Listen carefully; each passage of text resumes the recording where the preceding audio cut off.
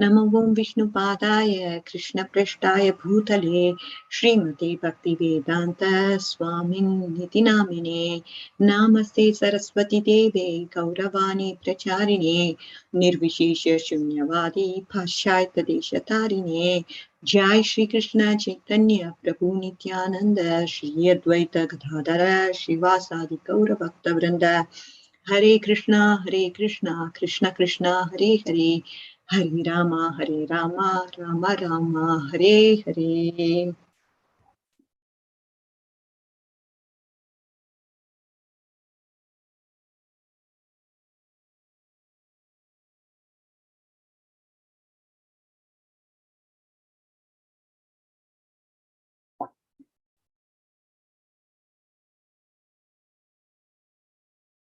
Okay, who remembers from last class what did we read?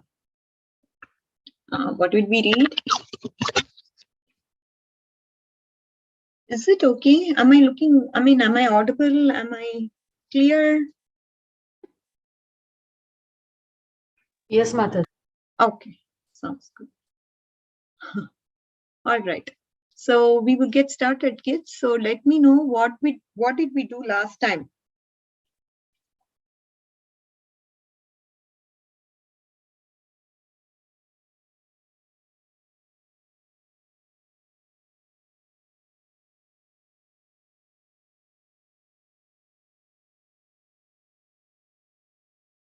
Anybody? Should not be sleeping. Morning, right? It is all morning for you or no? I want some answer. We were at least discussing about Shurpanaka. Isn't it? Yeah, Shiva wants to say something. Go ahead, Shiva.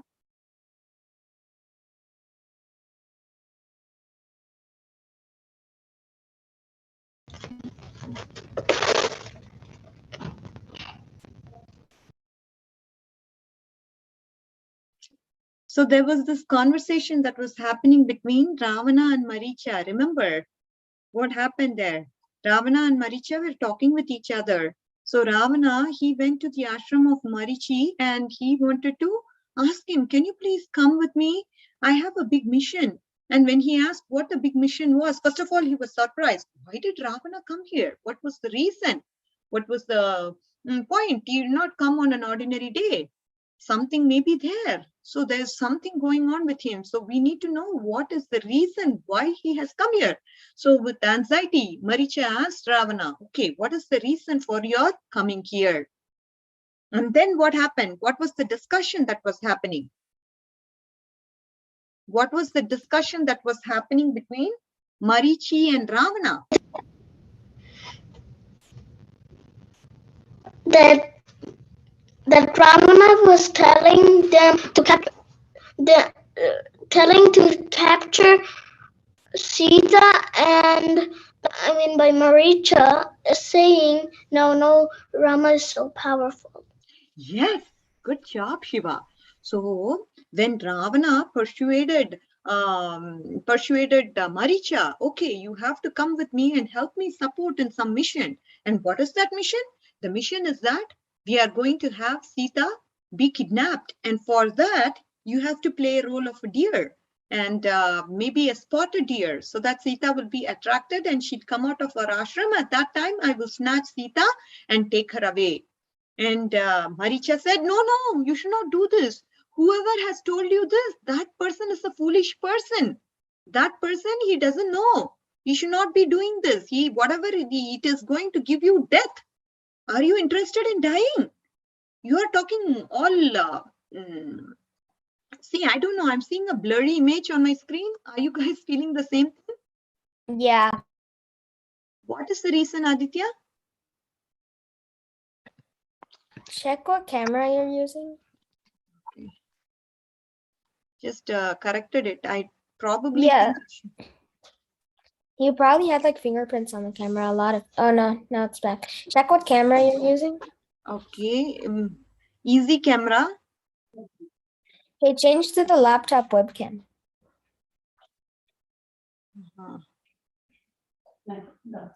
Okay, let me see. This is the first time I'm seeing. Where is the laptop camera now? I think it's happening of the background. Easy camera only is coming. That is the Only only. that? Only? Yeah. Oh, okay, then yeah. We will It seems see. to be Okay. fine now. It seems to be. Yeah, hopefully. Okay. Just let me know in case if you guys are seeing any problem. Okay. That's why I was concerned when I was seeing my image myself.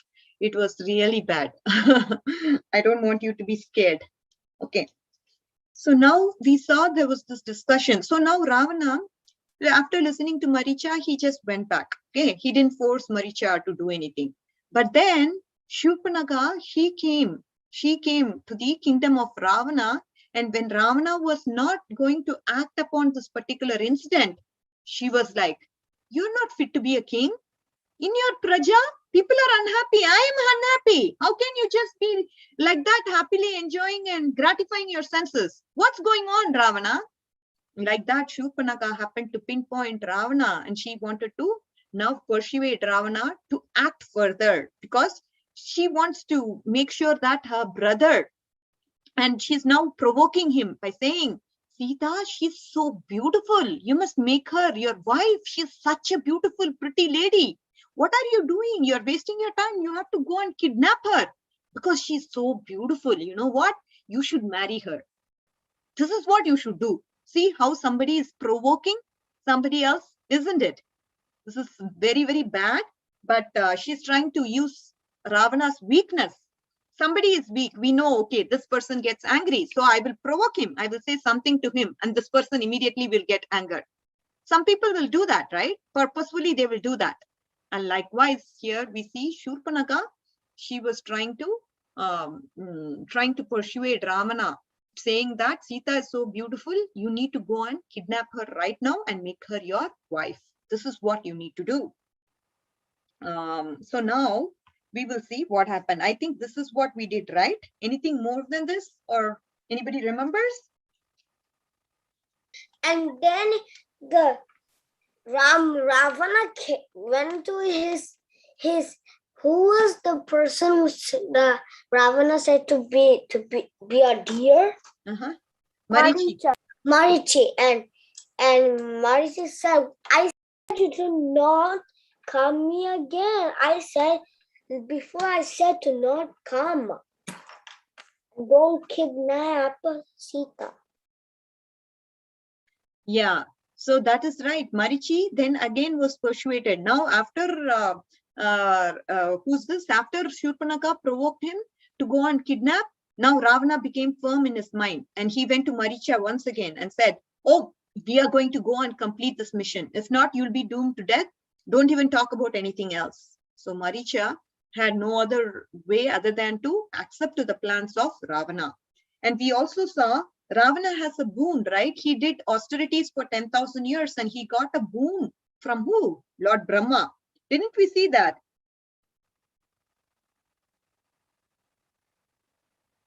Didn't we see that? I'm not. Yeah.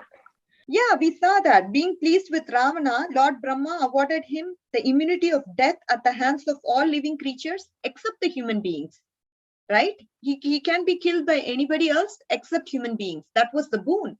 And that is why Rama has come in the form of a human to kill Ravana. He thought, okay, humans means no power, right? How can a human come and fight with me? How can a human kill me? He was kind of very proud that way. And he accepted the benediction of Brahma, thinking that he has immunity to death. Brahma tricking Ravana. Yeah, Brahma tricked Ravana. See, I don't know. I see some things, weird things, Aditya. Maybe. Yeah, it is there. Like your face was going to get blurry. I know. I just. Do you have any filters on? Filter is that background, right? The Not background. the background. Any like video filters? No video filters. I didn't change any settings. Maybe you can look at it later and correct it. Okay. Yeah. Okay. Then what happened? So now, because of this immunity to death, Ravana started misusing his powers. What did he do? He started to kill the Brahmanas, right? This is the right way. I should kill all the Brahmanas, and whoever was performing kind of sacrifices, he was disrupting all of their sacrifices. And then the demigods, they started to pray to Vishnu for his destruction. And Ravana was seated on an ornate golden throne with a 70-story palace when Shurpanakha came there. Okay, 70-story. Can you imagine 70-story? We have a 2-story house or a 3-story house max. But then we see Ravana has 70-storied house. Unbelievable, isn't it? And then Shurpanakha was showing her disfigured face. See, look at my face, how disfigured it is. My nose is cut and somebody did this to me. Aren't you curious to know who it is and act upon that person? Please, Ravana, you are my brother.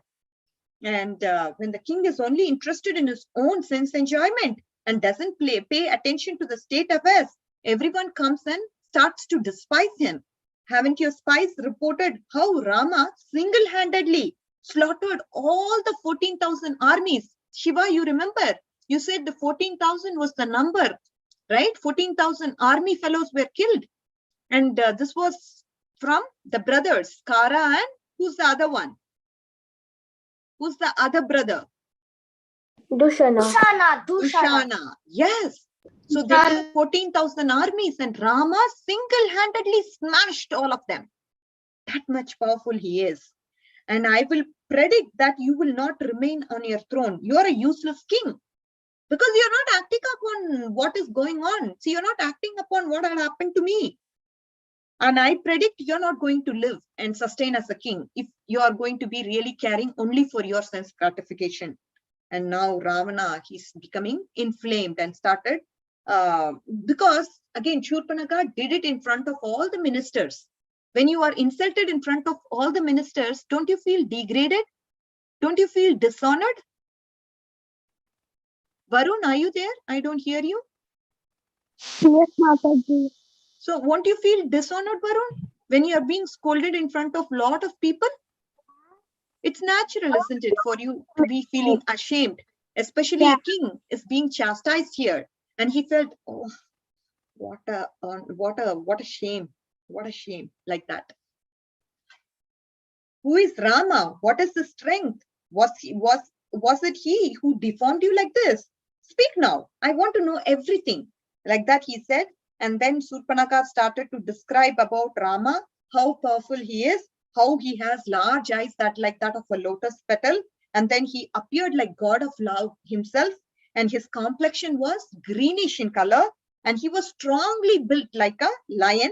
His bow was as effulgent as a rainbow. And it stretches to a full extent. And whenever he releases the bows, they resemble that of a venomous snake.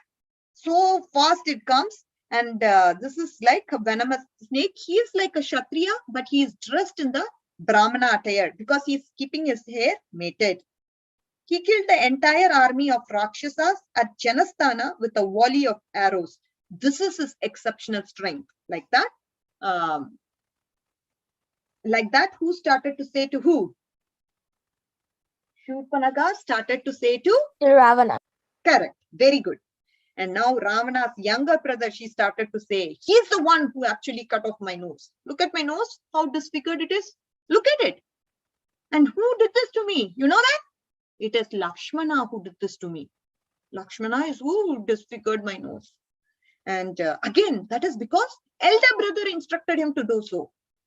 This Lakshmana, he always listens to his elder brother. And Ram said, cut off Shurpanakha's nose, and he cut off my nose. This is what he did to me.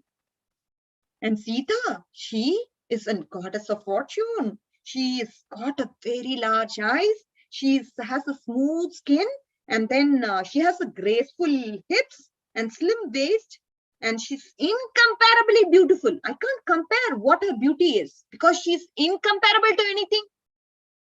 That much beautiful she is. She looks exactly like goddess of fortune. If you were to see her, you will fall madly in love with her. You'll go mad seeing her. You'll be like fallen. I mean, you will just want to you want to capture her and you want to bring her here and you want to make her your wife. That is what you will feel as soon as you see her. That much beautiful she is. Incomparable beauty. I can't even say. Now, my dear brother, you should go and kidnap Sita. Time up. Time is ticking. You should go and kidnap her. If you're truly powerful, then you should definitely go and pick her up. When he heard about lovely Sita, now Ravana, he is determined to possess her. Nobody is going to stop him from possessing Sita because she's so beautiful. And he started. What happens when you start to contemplate about that person? Oh, she's beautiful. How will she be? What will happen to me if I get her in my hands? And if I capture her and make her my wife? You start to plan. And then all your intelligence goes away when you start to contemplate about the sense objects, isn't it? What words we saw? Yeah, yesterday you see like also. one thing leads to another, and then you get even more things, and then you get that. Yeah, what is the verse from Bhagavad Gita we saw from yesterday? 2.63, right? Dhyayato. Does anybody want Oh to yeah, say? dhyayato vishayam pumsam. That verse. Full complete it.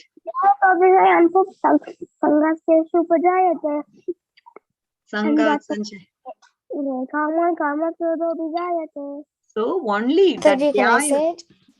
Yeah, go Can I ahead. say it? Mhm. Dhyayato vishayam pumsam sangase shupajayate sangat sanjayate kama kamat krodho bijayate. Yes.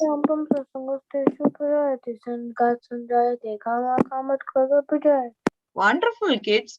So the point here is you start to contemplate about the sense objects, then you start to develop attachment for it. Oh, I want it. Then there is this karma. I want to possess her. I want to possess her right now. And this is what is happening to Ravana. He wants to possess her right now. Because of the attachment that he has started to develop, because of Shurpanaka's description, he felt that he need to capture her and enjoy her. So he's trying to gratify his senses by contemplating upon the sense objects. Here in this case, it is Sita, Mother Sita.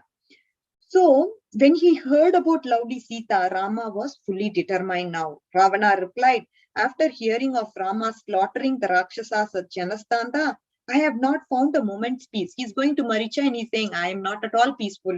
I just wanted now to kidnap Sita because I'm just getting very anxious. So I have devised a very clever plan. What is that plan? You're going to be a golden deer with the freckled spots. Afterwards, I go to the forest and you start going to the forest and Sita will look at you and she will say, oh, I need to capture this freckled deer. I want to make him my pet. Like that she will say. At that time, she will come out of the house. At that time, I'm going to kidnap her. This is what is my plan. After you play with her, Rama will be led astray because he will be wanting to go and search for you. And once you have done this, I will kidnap Sita, taking her back to where? Lanka. Thereafter, when Rama becomes aggrieved and emaciated in separation from his beloved wife, I will be easily able to destroy him. Isn't it? When somebody is weak, they can be easily destroyed, isn't it?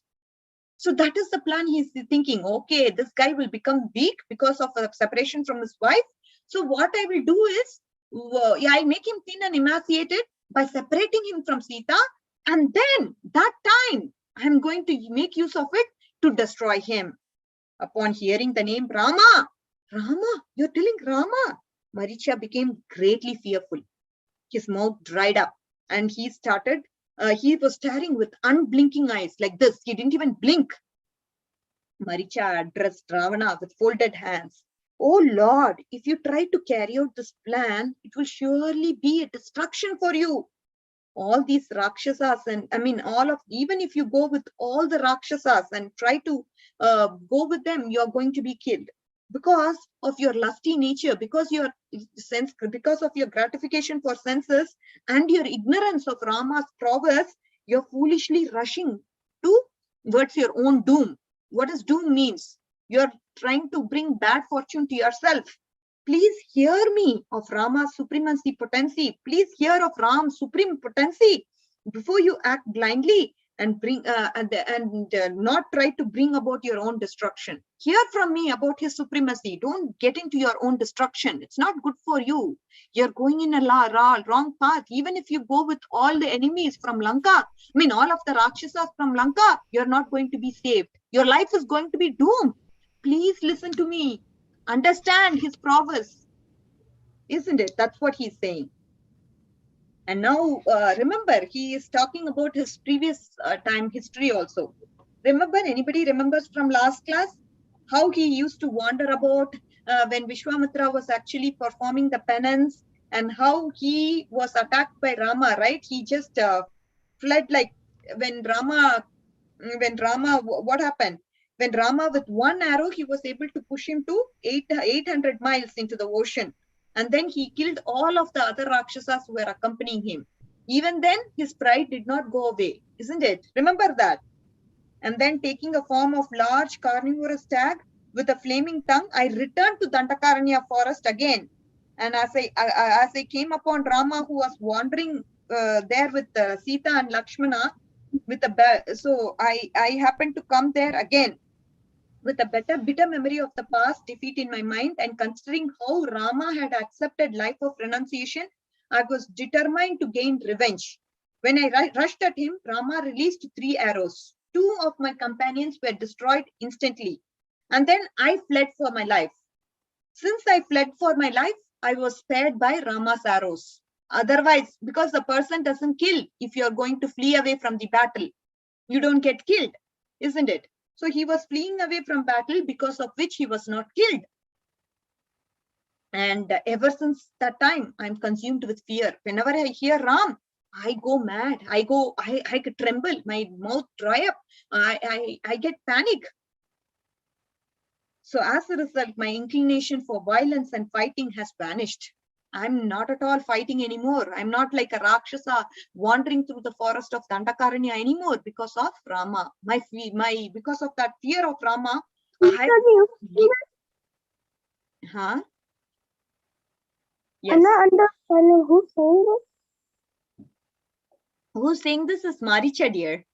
So what is Oh. Maricha saying? I thought you said Marichi. Yeah, Marichi is saying, what is he saying? He's saying about his previous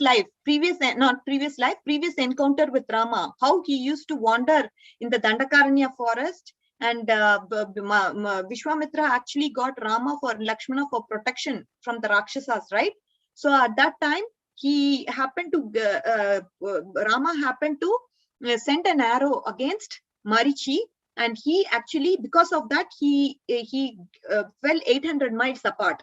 He just put the arrow, and because of which he went into the ocean 800 miles away from that ocean. That much powerful his arrow was.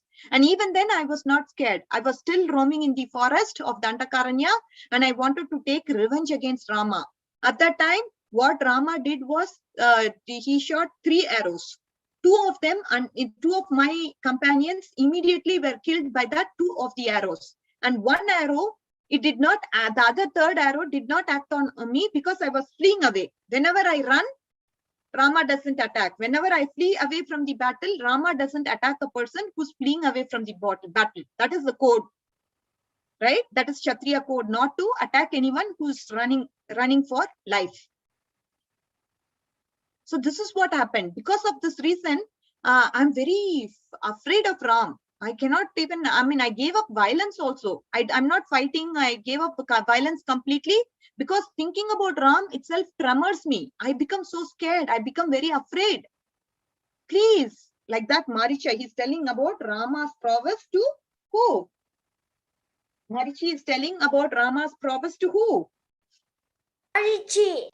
No, Marichi is telling about Rama's prowess to who? Ravana, right? Mata, you look Your weird. your video is glitching again. Yeah, I know. I don't know what to do with that. But another thing I can do is I can maybe use my phone. I don't know. That can be another possibility. Try turning the background off. Even then, Aditya, I think that is nothing to do. Oh, yeah, No, I think this the is camera is actually- broken.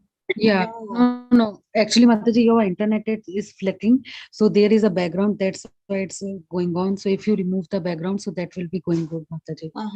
okay. I'll remove my background. Okay. Okay. Don't know if this will work, Mataji, but I'll definitely try. If not, I'll use my phone after some time. Okay, maybe. All right. So now, so Marichi happened to say this to Ravana. And then what happened? So now he's saying, I'm not even fighting, or I've given up violence completely. So having given up all malice towards others, I have taken up an aesthetic life of yoga practice. I'm now an aesthetic. I don't fight anymore. However, I have failed to obtain peace of mind. For whenever I happen to glance upon a tree, I think that it is Rama dressed in tree bark. I'm losing my peace of mind, because whenever I'm seeing a tree, I think Rama is there in that dressed as a tree bark. That is how I'm not able to get peace even in this ashram. Even by practicing yoga, I'm not able to get peace of mind. See how mind can trouble, isn't it? He's just imagining that, and how his mind, subtle mind, is troubling him. Like that, our subtle mind can trouble us in variety of ways. Oh, look at this person. This person is thinking bad about me. That person is thinking bad about me. I'm being tortured in this material world. So many things this mind will say, isn't it? We should not be carried away. It will exaggerate all the problems that we have. The mind is capable of doing that, and that is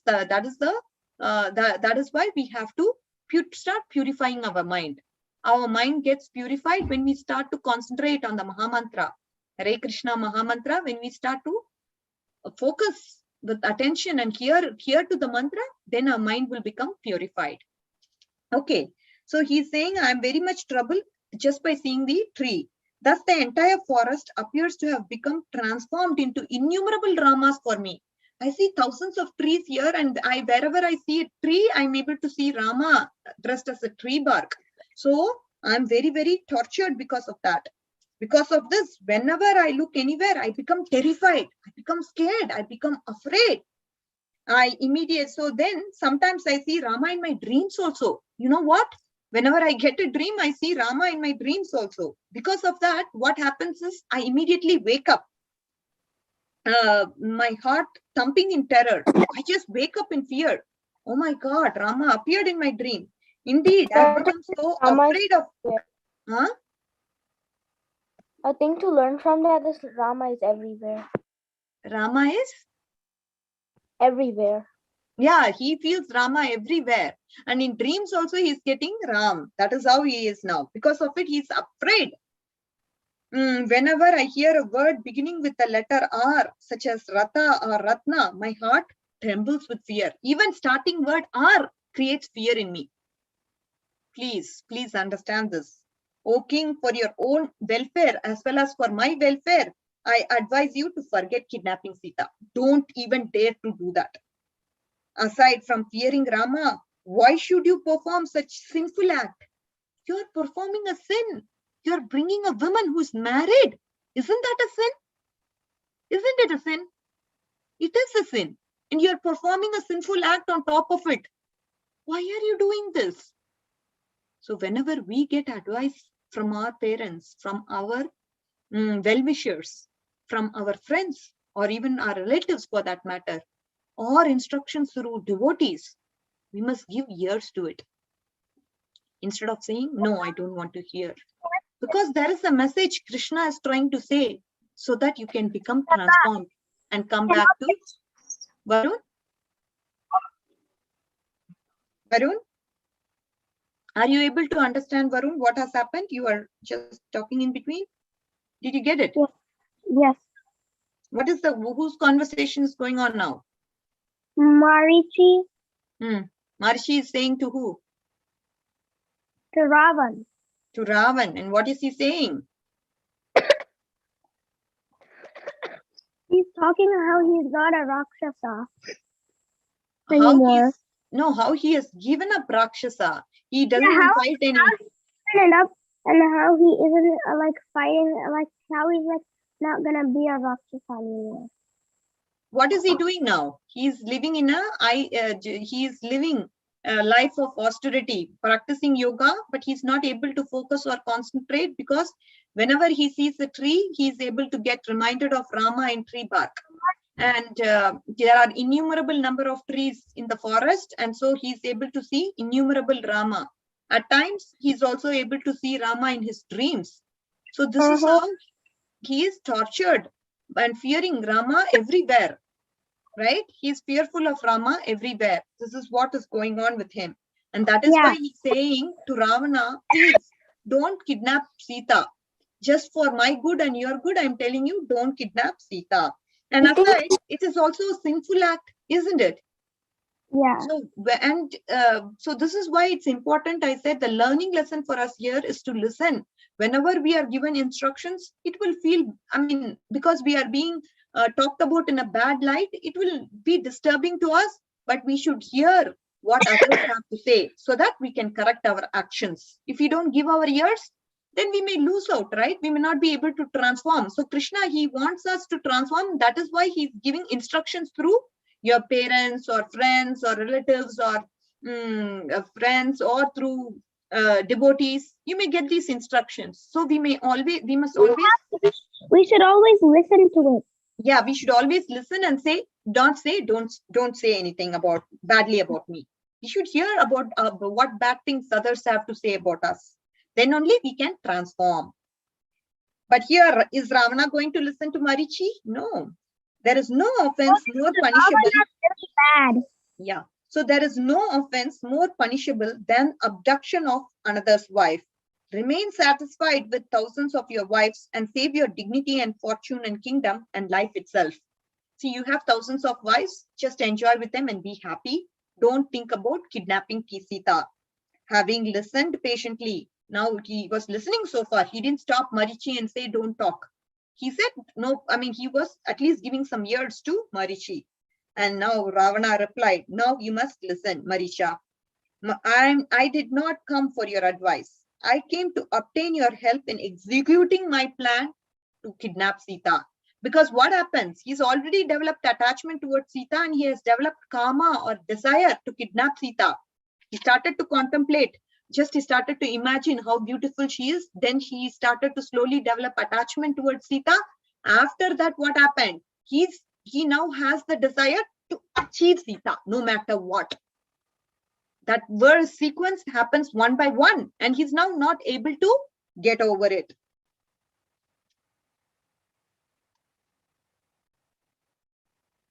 I came to obtain your help, she is saying. And then, as my minister, it is your duty to give advice only when I ask. You're my minister. You're not supposed to advise me every now and then. You should advise me whenever I ask you only. And obey my orders without any question. Don't ask me questions. Just obey and follow my instructions. That's what I want you to do. I have made up my mind already, and nothing can deter me. I'm not going to stop because of your advice. I want you to take a form of a deer to charm Sita. This is my instruction. Obey my orders. Then, when she begs Rama to capture you, lead him deep into the forest. Somehow, Rama will come out and you have to get him distracted and lead him to the forest, deeper and deeper forest, so that he shouldn't know that Sita is being kidnapped. Then, when she begs Rama to capture you, lead him deep into the forest and call out, "Oh Sita, oh Lakshmana," like that. When he thinks that his brother is in difficulty, Lakshmana will leave Sita aside to go and help him. So Lakshmana will also hopefully go out to help Rama, thinking he is in danger. So just perform this small service, and in return, I'm going to give you half of my kingdom. Imagine, half of my kingdom will come to you. This is what I will do to you in return. I will reward you. However, if you refuse, then I will kill you this very day. I'm not going to give you any chance. These are the two options you have. One is you have to just obey my instructions, right? I mean, instructions without asking questions. I don't want to hear any of your advices. I'm not going to listen. I'm not going to deter from my act of kidnapping Sita. I'm going to do that. And I just want you to execute my plan. You have to somehow take Rama deep into the forest and shout out saying, oh Lakshmana, oh Sita. It is as if Rama is calling out for Lakshmana and Sita for help. And that time Lakshmana will also go and try to save Rama. So Sita will be alone. I will make use of this opportunity because you have gone deep into the forest. He will not be able to understand that Sita has been kidnapped here. So now, if you obey and follow my instructions, I'm going to give you half of my kingdom. If not, what will I do? I will slay you, put you to death right away. You may take certain death at my hands or possible death at the hand of Rama. Make up your mind. Either ways, you're going to die. Either take up death at my hands, or you can die in the hands of Rama. Make up your mind. It's up to you. Maricha, however, boldly declared, flatterers are quite easy to come by, my lord. Rare is the person who will speak unpleasant words for the benefit of others. It's easy for me to flatter you and glorify you, but rare is a person. A person is rare who will speak unpleasant words for the benefit of others. I'm speaking this unpleasant words. Why? For the benefit of you and others. All the Rakshasas that are going to be killed. I'm speaking for the benefit of all of them. And rare is such a person. That person is not easily available. That person is very rare, because who will want to talk bad? No, everybody will be afraid to speak bad for the benefit of others, isn't it? To speak the truth. Everybody will be afraid, especially when it's bad, and especially when it's going to benefit others. That kind of people is very rare, and I'm one of that kind. A minister should always give good advice, and I'm giving you good advice as a minister. Even if uncalled for, even though you didn't ask for my advice, I'm giving you good advice, especially when the king is misguided. You're now misguided, and that is why you're even not even asking me for any kind of advice. I'm still giving you out of my goodwill. Unfortunately, however, one who is about to die is never willing to take any good advice. Isn't it? O king, if we carry out your plan, I am certain both of us will end up in death. Still, I would rather die at the hands of an exalted enemy on the battlefield than be killed by you here. See, I think Manhar also said this, right? Last class. Mohalila Prabhu clarified that in his lecture also. So he's now saying, I would rather be very happy to be killed by a greater enemy with greater strength than being killed by the hands of you right now. Therefore, let us depart at once. No problem. Let's just go. I'm giving you good advice. You're not listening to me. As a minister, I can understand you're being misguided. And that is why I'm giving you advice, even though you didn't ask me for it. I'm giving you that advice, and you're not ready to listen to my advice. And you're certainly doomed to death. Not only me, but you're also going to die because of this particular act. And you are taken away by your sense gratification. Your senses are craving to capture Sita. You have made up your mind. And that is the reason you're going to die. And rare is the person who will speak who will speak unpleasant words for the benefit of others. And I'm such a rare person. Ravana was pleased to hear Maricha saw the wisdom of his ultimatum. He embraced Maricha, and they mounted Ravana's aerial chariot and departed. Now he hugged Maricha. Yes, you got it. You are with me in the plan. I'm happy now. And then he hugged him, and both of them, they departed on the aerial chariot. After flying over numerous forests, rivers, towns, and fields, they landed in Dandakaranya forest, near where Lord Ram, Sita, and Lakshmana were residing. You just look weird again. You just looked weird again. No problem, dear. Just bear with me for today, and then we will hopefully, I don't know what to say. Maybe next class I will try to restart, and I'll also try to use my phone. I mean, I can use my phone right now also, but I just didn't want to get disconnected. Okay, kids. We'll just, as long as my voice is being heard, that's perfectly fine, isn't it? So now what happened? Upon descending from the chariot, Maricha immediately transformed himself to a beautiful deer. Everything is happening so quickly. Are you all with me, kids? Are you sleeping? Yes. I'm with We're you. here, Mataji. Okay, good. Varun, are you here? I'm with you. I didn't hear just Varun, Aki. I'm G. here. Okay, JY, Omkar, are you all here? Okay. So now what happened? Marichi now transformed into a beautiful deer and Maricha, sorry. Then going to Rama's cottage, he began to prance playfully to and fro. So here and there, hither and thither he was going. Maricha's deer form had numerous jewels like silver spots with tips of the horns appearing like sapphire. Can you imagine how beautiful that deer is? Isn't it? If it looked like a shining sapphire, everybody wants to capture and keep it as a pet, isn't it? That's why Sita is now going to be tempted.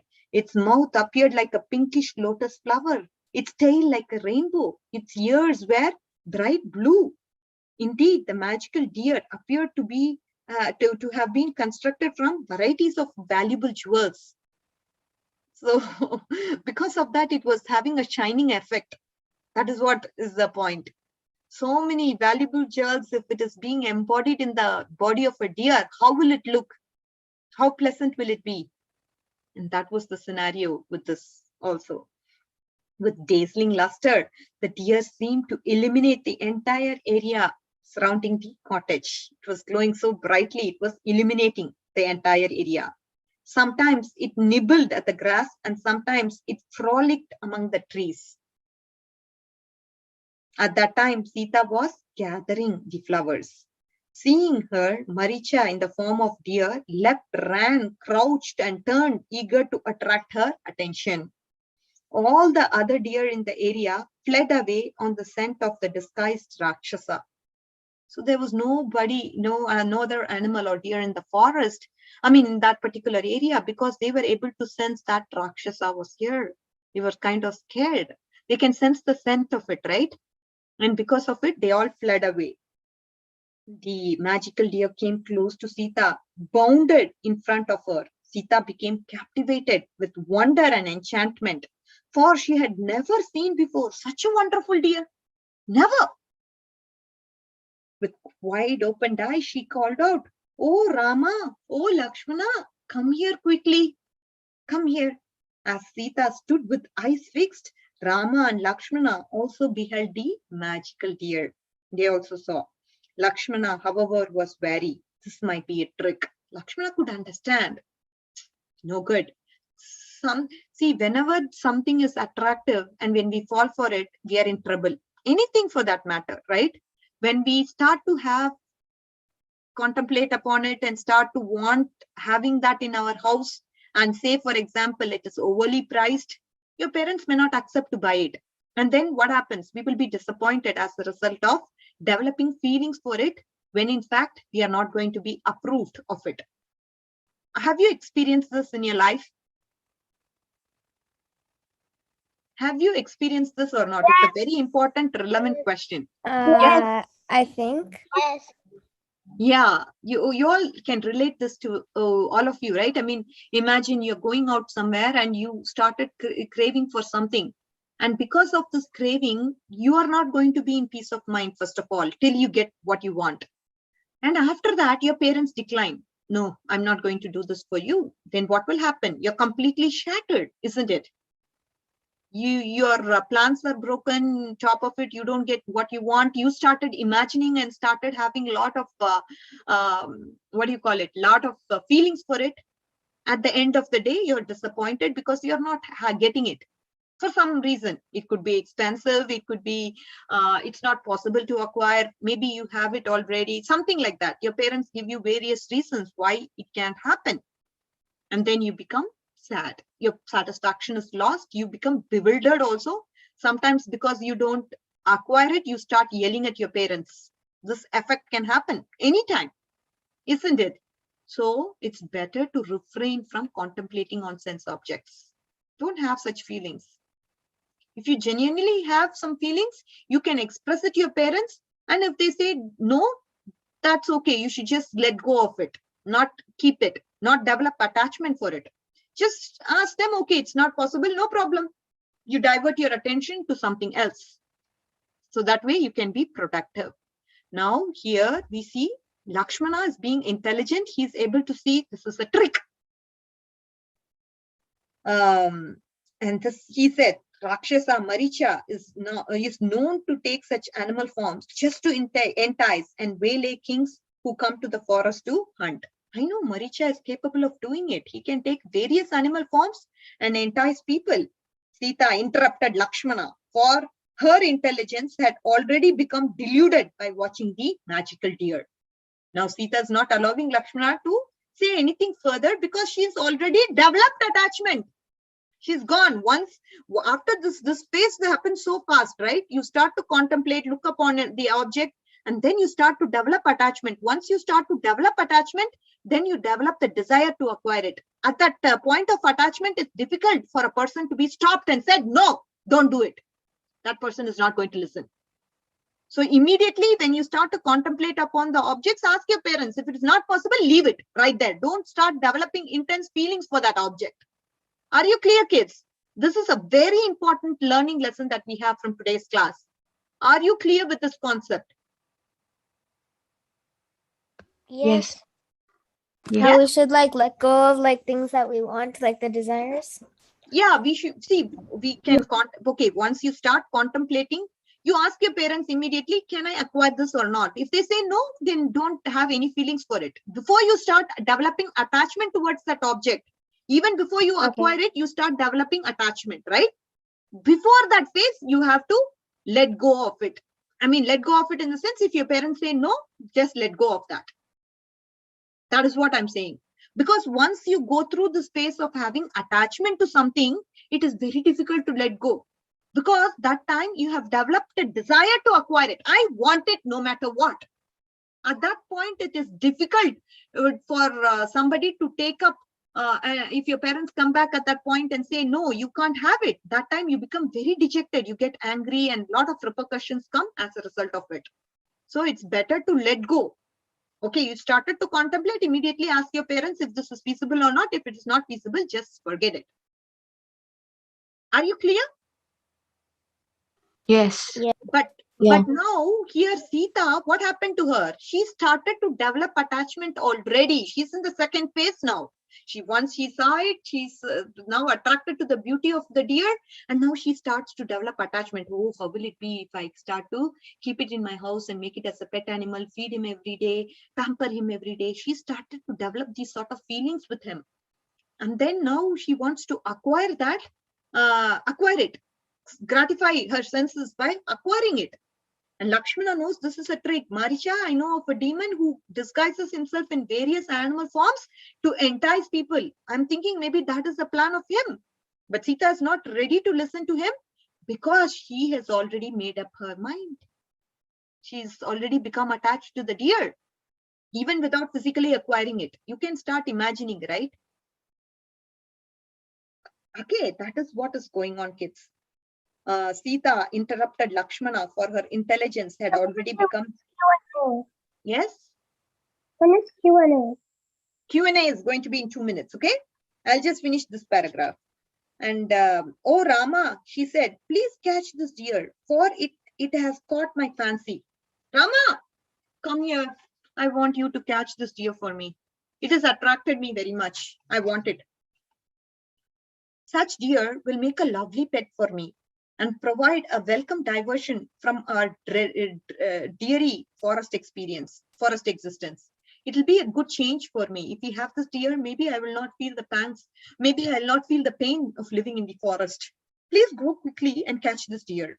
I will take it back with us, and when we return to Ayodhya at the end of our exile, surely it will be a delight to Bharata and our mothers. So see how much extent she started to planning. She wants to even take it to Ayodhya, and even after the exile, she wants to keep this deer with her. So much attachment she has developed, even without acquiring it. Are you all able to imagine, kids, this scenario? Are you all able to imagine? Yes. Yes. Yeah. So that is what is going on. Surely it will be a delight to brother Bharata and our mothers. Please, Rama, I want to have it. I want to play with it. It is so lovely. It is having a very smooth skin. It shines like a moon. Oh, my husband, if you can't capture it alive, at least find and kill it so that I may have this beautiful jewel-like hide for a rug. Perhaps you think I'm a foolish woman, but I must have this deer. I must completely become, I'm enchanted by its beauty. So now Sita starts to become deluded, right? She's developed so much attachments that she doesn't even mind killing it. Even if you were to kill and bring it to me, if you can't capture it alive, I would like to at least have it as a rug for me. That much mad she has become, that much attached she has become to the deer. So let's maybe do this in the next class. It's such an interesting story, isn't it? So we will continue this from where we left, starting next class. So right now it's a question and answer session. Let's try to do that now. Okay. All right, Shiva. Are you here, Shiva?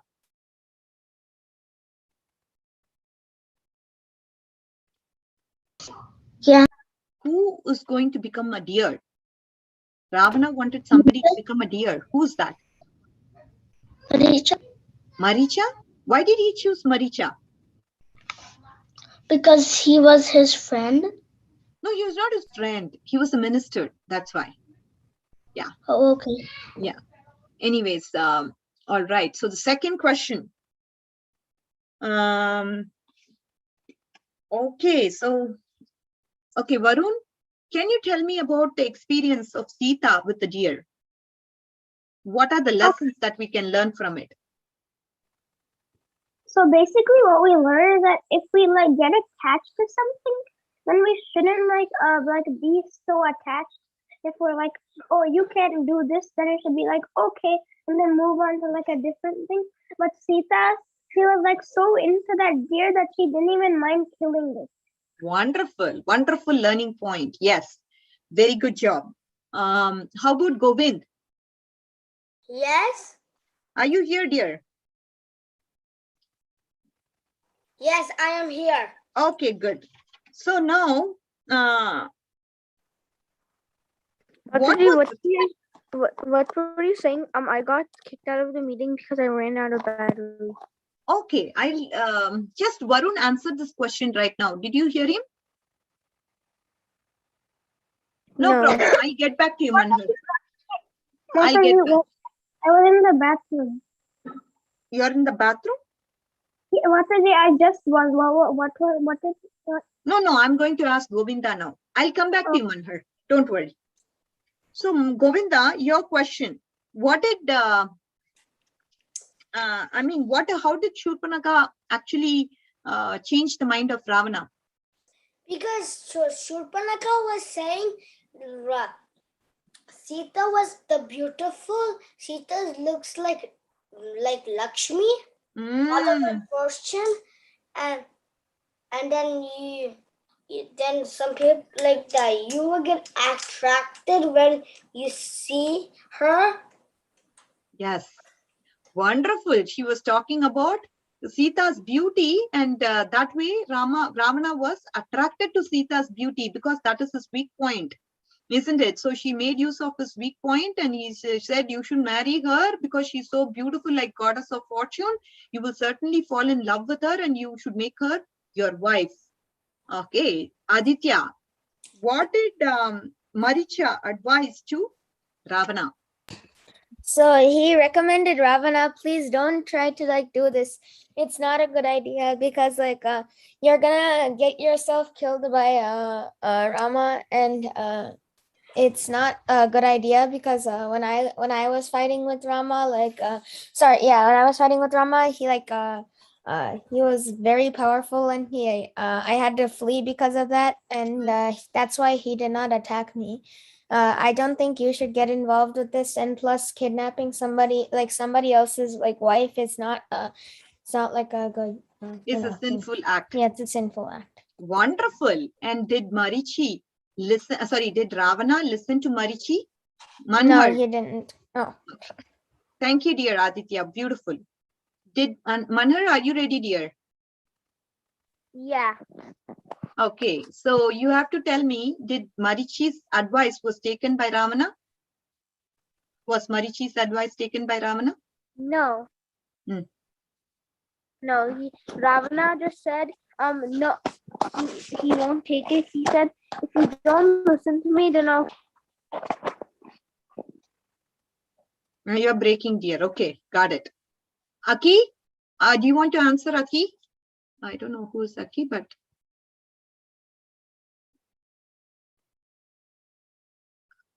Aki, do you want to answer or no?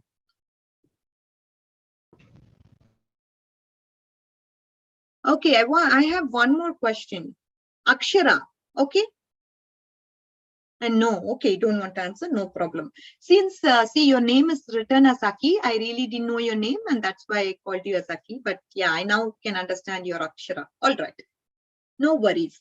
Another question I have, why was Marichi, what was the fear of Marichi? What was he seeing everywhere in the forest? Mataji, can I answer? Okay, go ahead. Okay. And basically, what he saw was like every time he was performing austerities, and like every time he saw a bark tree, he got immediately reminded of Rama in the tree bark, and he even got like constant dreams of Rama, and he was like becoming like very scared. So he advised Ravana to not go. Correct. And one more question, kids, it's just open. What was he practicing? Was he practicing, was he a Rakshasa after that instant, or what was he doing? No, he was like a He was performing yoga. Correct. Yeah. He was performing yoga. And he was not at peace of mind because he was able to see Rama, innumerable Rama forms everywhere. And so he was kind of explaining him, because of Rama, I even stopped fighting Ravana. What are you saying? I'm not killing anybody anymore. I'm just living a life of an aesthetic, trying to practice yoga here. Please don't ask me to go and kill Ram, or don't ask me to help you with the mission of kidnapping Sita. And then so was Maricha given the option of being killed? I mean, what was the option he was killed? I mean, asked whether he would want to be killed by Rama or Ravana. What did he say and why?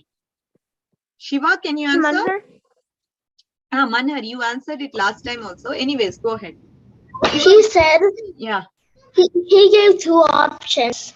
Would you get killed in the Lord's hand or my hands? Yeah.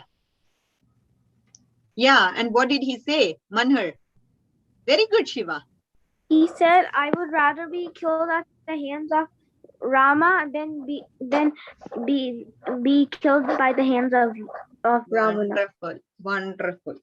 So this is where we left off, and Sita is now very much, she's even going to the extent of having this pet be taken to Ayodhya after the exile.